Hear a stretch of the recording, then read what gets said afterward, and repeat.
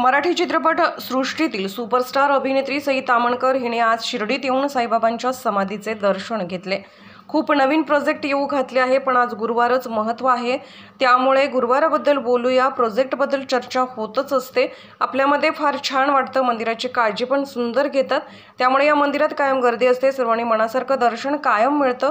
हा माझा अनुभव असल्याचं सई तामणकर हिने साईबाबांचं दर्शन घेतल्यानंतर माध्यमांशी बोलताना म्हटलं आहे। सध्या खूप नवीन प्रोजेक्ट्स येऊ घातलेले आहेत, पण आज गुरुवारचं महत्त्व आहे, त्यामुळे गुरुवारबद्दल बोलूया। प्रोजेक्ट्सबद्दल तर चर्चा होतच असते आपल्यामध्ये, पण फार छान वाटतं। मंदिराची काळजी पण सुंदर घेतात, स्वच्छता खूप छान आहे, सगळं ऑर्गनाइज्ड आहे, बघून बरं वाटतं। आणि मला असं वाटतं की जिकडे असं ऑर्गनायझेशन असतं तिकडे जास्तीत जास्त लोक येऊ शकतात, त्याच्यामुळे या मंदिरात कायम गर्दी असते आणि सगळ्यांना मनासारखं दर्शन कायम मिळतं। हा माझा तरी अनुभव आहे।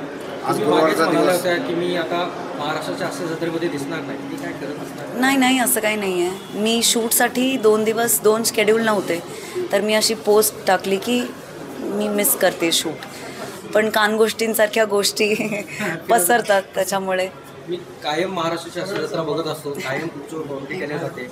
सई मॅडमची तब्येत अशी, सई मॅडमची तब्येत अशी, आज कसं जाणवतं? शो चालू असतो, शोमध्ये तुमच्यावर कायम कमेंट केली जाते, काय वाटतं? तब्येत अशी केले जातात असं तुमच्या तब्येतीवर we look forward to it. म्हणजे आमच्यावरती जर पंच पडला नाही तर आम्हाला चुकल्यासारखं वाटतं, आणि खरं सांगायचं तर आमच्यावर पंच पडणं हे आम्ही आमचं काय म्हणूया भाग्य मानतो, प्रिव्हिलेज मानतो, त्यामुळे आम्ही खूप एन्जॉय करतो। महाराष्ट्राची अशी जत्रा आता प्रचाराला देखील बाहेर पडते, तर कसं बघतात तुम्ही प्रचाराला? निवडणुकीच्या प्रचारामध्ये होय, हे मला माहीत नाही। MHJ लाईव्ह नावाचा आमचा एक शो आहे, याचा आणि पॉलिटिक्सचा काही संबंध नाही।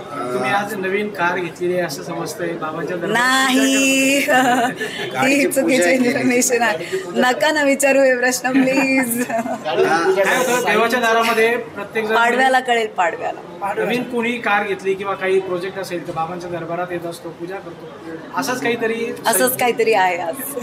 साईंचं दर्शन घेतलं, काही प्रार्थना केली का साईंकडे? असं म्हणतात की आपण जे काही प्रार्थना करतो ती सांगायची नसते, ते फक्त साईंमध्ये आणि सईमध्ये आहे, त्याच्यामुळे मी नाही सांगू शकत। थोडा पॉलिटिकल प्रश्न आहे की निवडणुकीचं सध्या फ्युअर चालू आहे, काय वाटतं तुम्हाला की केंद्रात कोण उमेदवार असावा? त्यात करून तुम्ही पुण्यातले आहात, पुण्यातला नाही, मी सांगलीची आहे, चुकीची इन्फॉर्मेशन आहे, पण पुण्यात तुमचं असतं बरं। हे बघा, ते असंच आहे ना, पिक्चर किती कलेक्शन करेल कोणीच सांगू शकत नाही, पिक्चर चालेल का नाही कोणीच सांगू शकत नाही, तसा पॉलिटिक्स आहे। तर मला असं वाटतं की वेट अँड वॉचचा गेम आहे, तर ते आपण एन्जॉय करू। मात्र काय आहे, काय तरुणाई राजकारणात आली पाहिजे किंवा जे पारंपरिक सगळे राजकीय नेते आहेत त्यांनीच गादी राखली पाहिजे, केंद्रात कोण गादी राखेल तुम्हाला? मला वाटून काही होणार नाही आहे असं मला वाटतं, पण हो, नवीन विचारसरणीची गरज आहे, आणि मला असं वाटतं की नवीन विचारसरण्या येऊ पाहत आहेत। आपण ज्याप्रमाणे डिजिटल आणि या क्षेत्रामध्ये घोडदौड करतोय ती कुठल्याच देशात मी पाहिलेली नाही आहे, त्याच्यामुळे मला तरी हा सिनारिओ आवडतोय। आता बघू काय होतं। लोकनायक न्यूज